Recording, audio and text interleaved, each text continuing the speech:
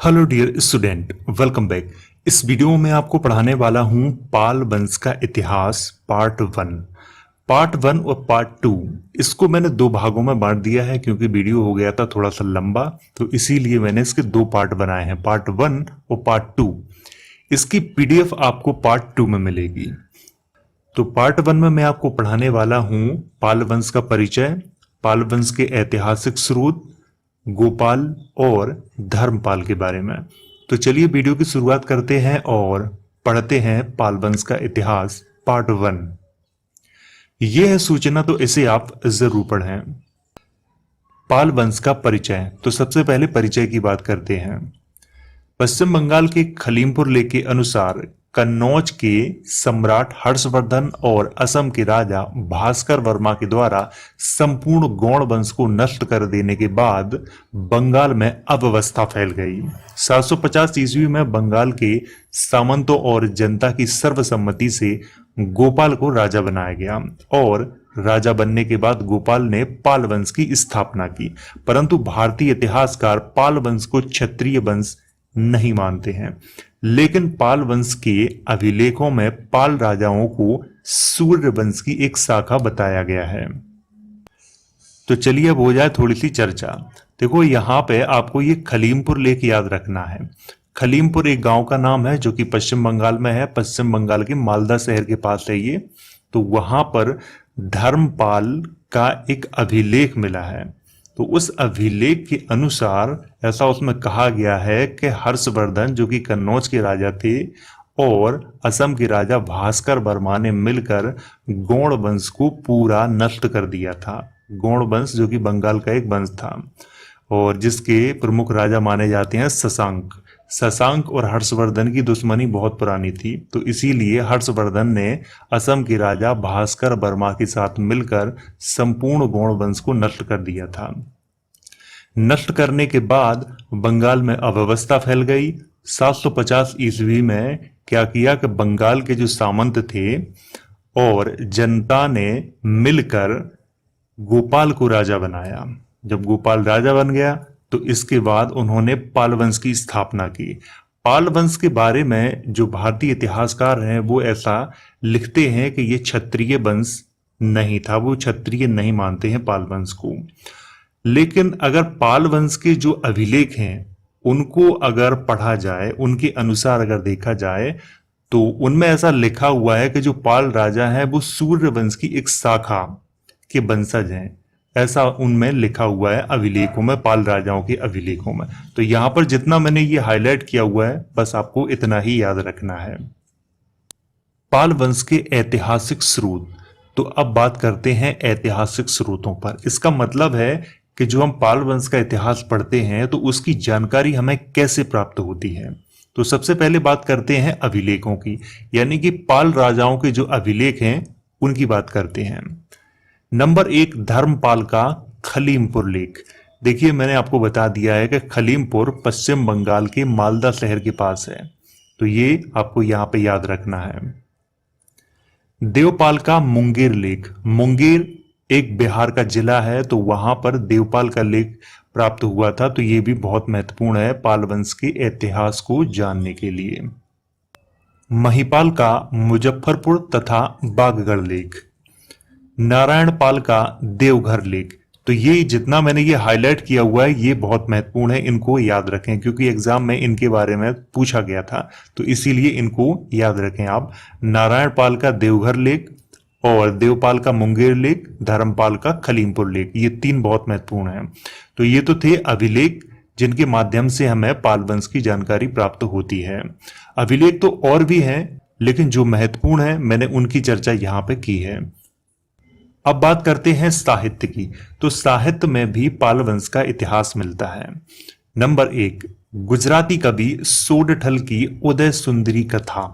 देखिए तो यहां पर थोड़ी चर्चा कर लेते हैं सोडठल के बारे में। सोडठल एक गुजराती कवि थे और ये कोंकण के राजा चितराज, नागार्जुन और मुमणी राज के दरबार में रहते थे।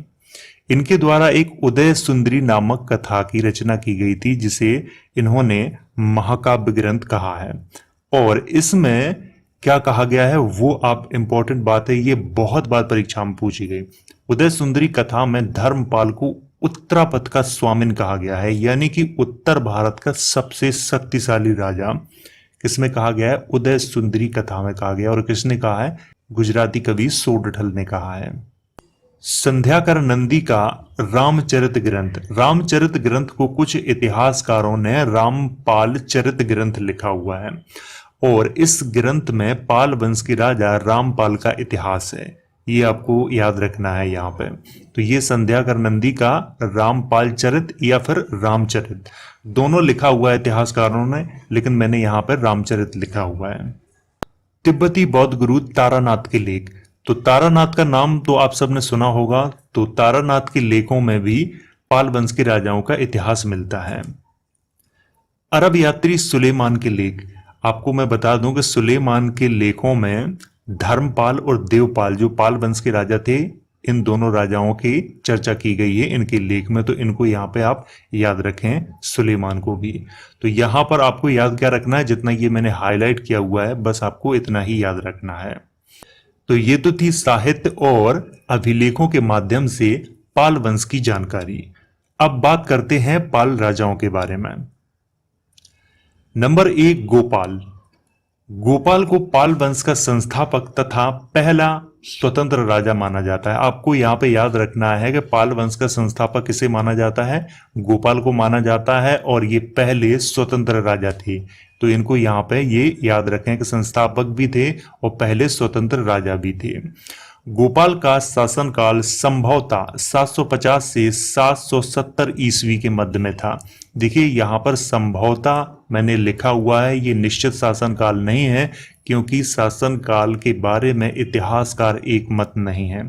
कुछ इतिहासकार इनका शासनकाल गोपाल का 765 से 770 लिखते हैं, तो इसीलिए मैंने यहाँ पर संभवतः लिखा हुआ है। धर्मपाल के द्वारा उत्कीर्ण करवाए गए बंगाल के खलीमपुर लेख में गोपाल के शासनकाल की जानकारी प्राप्त होती है। तो यहाँ पे आपको याद रखना है कि गोपाल के शासनकाल की जानकारी कहाँ से प्राप्त होती है? खलीमपुर लेख से प्राप्त होती है। और ये खलीमपुर कहाँ है? पश्चिम बंगाल में है, एक ये गांव है, तो ये आपको याद रखना है। तो यहाँ जो लेख मिला है वो किसका है? ये मूल रूप से धर्मपाल का है। धर्मपाल कौन थे? धर्मपाल गोपाल के पुत्र थे। तो ये आपको यहाँ पे याद रखना है, ये बहुत महत्वपूर्ण है। तिब्बती बौद्ध गुरु तारानाथ के अनुसार गोपाल का जन्म बंगाल के वोगरा जिले के एक साधारण क्षत्रिय परिवार में हुआ था, परंतु भारतीय इतिहासकार गोपाल को क्षत्रिय नहीं बल्कि राजपूत मानते हैं। तो चलिए अब हो जाए यहाँ पर थोड़ी सी चर्चा। तारानाथ के अनुसार गोपाल का जन्म बंगाल के बोगरा जिले के एक साधारण क्षत्रिय परिवार में हुआ था। ऐसा कौन कह रहा है? ऐसा कह रहे हैं तारानाथ के लेख।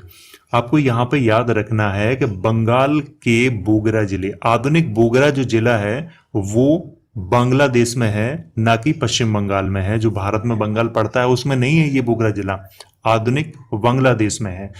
क्योंकि तारानाथ का जन्म लगभग 1575 या 76 ईस्वी में हुआ था, तो उस समय के हिसाब से उन्होंने ये बंगाल लिखा हुआ है। लेकिन आधुनिक जो बंगाल है वो दो भागों में बटा हुआ है, एक तो बांग्लादेश में और एक हमारा बंगाल है। तो ये बोगरा जिला बांग्लादेश में है, भारत में नहीं है ये। तो वहीं एक क्षत्रिय परिवार में हुआ था किसका जन्म? गोपाल का जन्म। गोपाल जिन्होंने पाल वंश की स्थापना की थी। लेकिन भारतीय इतिहासकार गोपाल को क्षत्रिय नहीं बल्कि राजपूत मानते हैं।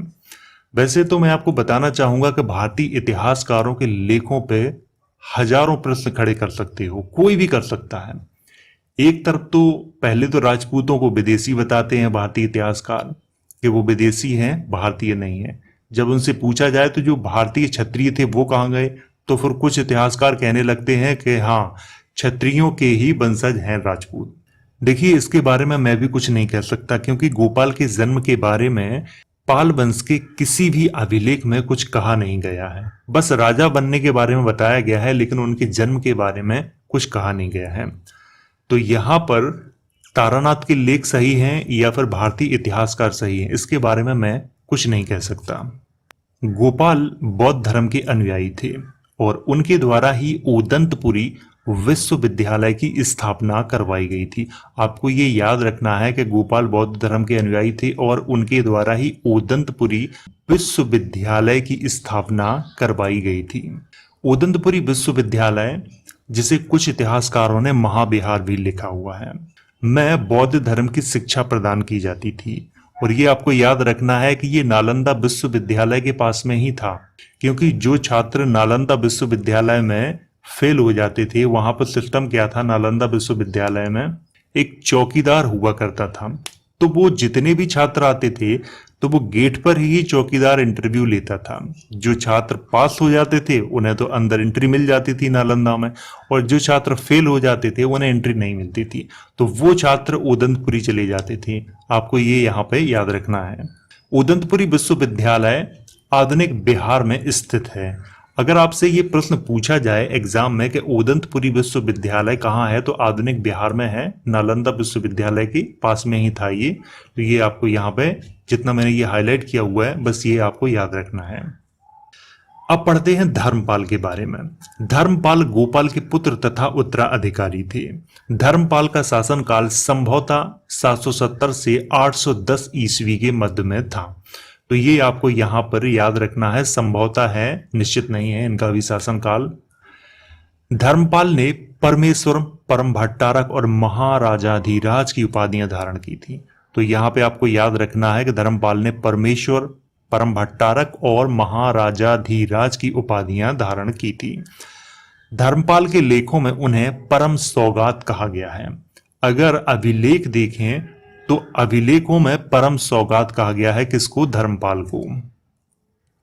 धर्मपाल के दरबार में प्रसिद्ध बौद्ध गुरु और लेखक हरिभद्र सूरी रहते थे। देखिए, हरिभद्र सूरी के बारे में एक बार प्रश्न आया था कि ये किसके दरबार में रहते थे, तो ये धर्मपाल के दरबार में रहते थे। गुजराती कवि सोरठल ने धर्मपाल को उत्तरापथ का स्वामिन अपनी उदय सुंदरी कथा में कहा है। तो यहां पे आपको याद रखना है कि उत्तरापथ का स्वामिन धर्मपाल को किसने कहा है, सोरठल ने। और सोरठल कौन थे, ये गुजराती कवि थे। और किस ग्रंथ में कहा गया है, उदय सुंदरी कथा ग्रंथ में कहा गया है, ये आपको याद रखना है। और उत्तरापथ का स्वामिन, इसका मतलब होता है कि उत्तर भारत का सबसे शक्तिशाली राजा। धर्मपाल को पाल वंश का प्रथम शक्तिशाली और महान राजा माना जाता है, क्योंकि उनके शासनकाल में पाल साम्राज्य की सीमाएं बंगाल, बिहार, झारखंड और उत्तर प्रदेश के कन्नौज तक थीं। तो ये आपको यहाँ पे याद रखना है कि पहले शक्तिशाली और महान राजा किसको माना जाता है, पाल वंश में धर्मपाल को माना जाता है। धर्मपाल ने कन्नौज के राजा चक्रा युद्ध को पराजित करके अपने अधीन किया था। तो आपको ये याद रखना है यहाँ पे कि जो चक्रा युद्ध थे, जो कन्नौज के राजा थे, कन्नौज आधुनिक उत्तर प्रदेश में है, लेकिन उस समय कन्नौज का नाम कान्यकुब्ज था। तो यहाँ के ये राजा थे, तो इनको किसने पराजित किया था, धर्मपाल ने पराजित करके अपने अधीन कर लिया था इनको। कन्नौज का त्रिपक्षीय संघर्ष पाल राजा धर्मपाल, प्रतिहार राजा वत्सराज और राष्ट्रकूट राजा ध्रुव के मध्य हुआ था।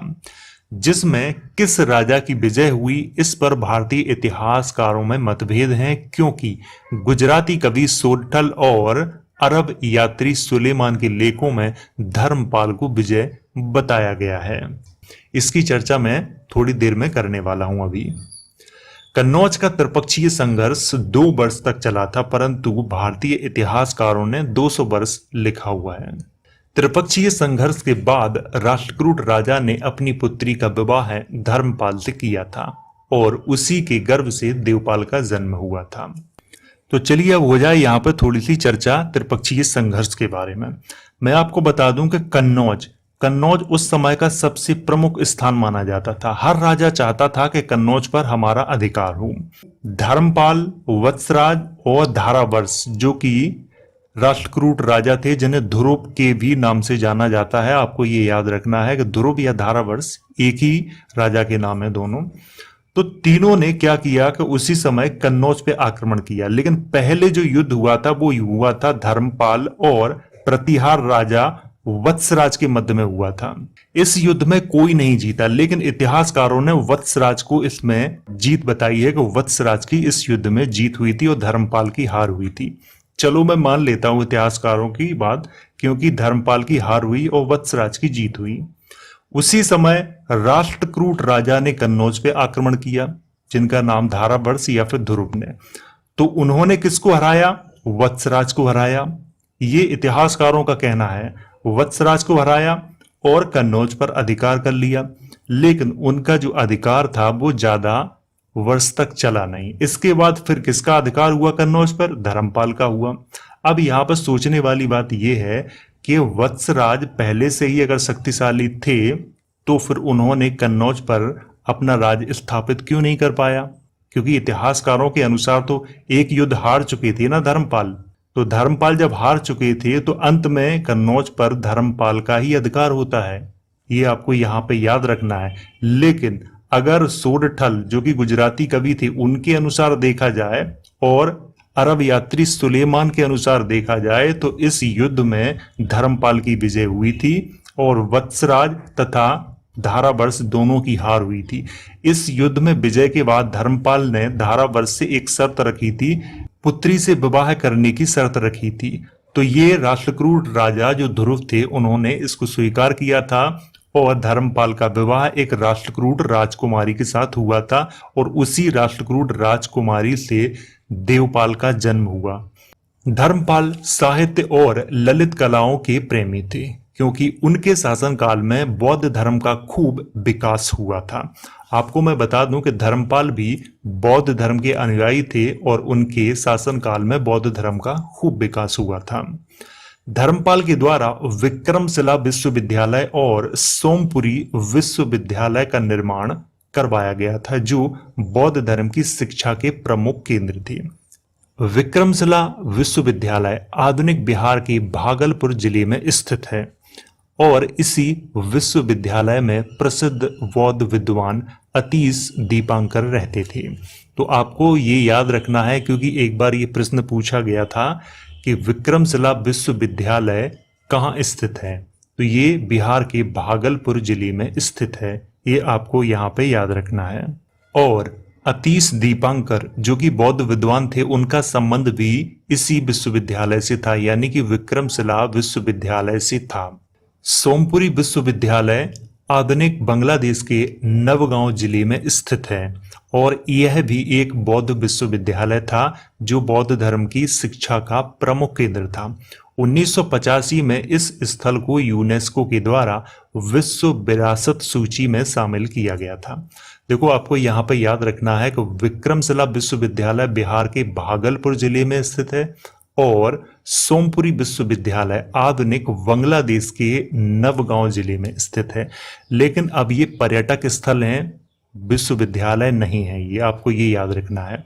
और 1985 में सोमपुरी विश्वविद्यालय को यूनेस्को के द्वारा विश्व विरासत सूची में शामिल किया गया था। तो आपको ये यहाँ पे जितना ये मैंने हाईलाइट किया हुआ है ये आपको याद रखना है। मैं आपको बता दूं कि जितने भी पाल राजा हुए सभी बौद्ध धर्म के अनुयायी हुए और उन्होंने ज्यादातर बौद्ध विश्वविद्यालयों की स्थापना ही करवाई थी। धर्मपाल की वीर गाथा नेपाल के ग्रंथों में आज भी सुरक्षित है। वैसे धर्मपाल की जो वीर गाथा है वो नेपाल के ग्रंथों में आज भी आपको मिल जाएगी, तो ये आपको यहाँ पे याद रखना है। तो ये तो था पार्ट 1 और पार्ट 1 में मैंने आपको पाल वंश का जो प्रारंभिक इतिहास है वो मैंने पढ़ाया। पार्ट 2 भी बहुत जल्द आएगा और अगर ये वीडियो एक बार समझ में ना आया हो तो आप इसे दोबारा तिबारा जितनी बार चाहे उतनी बार देख सकते हैं। और अगर वीडियो अच्छा लगा हो तो लाइक, शेयर और अगर आपका कोई सवाल है तो कमेंट करके आप मुझसे पूछ सकते हो। PDF आपको पार्ट 2 में मिलेगी।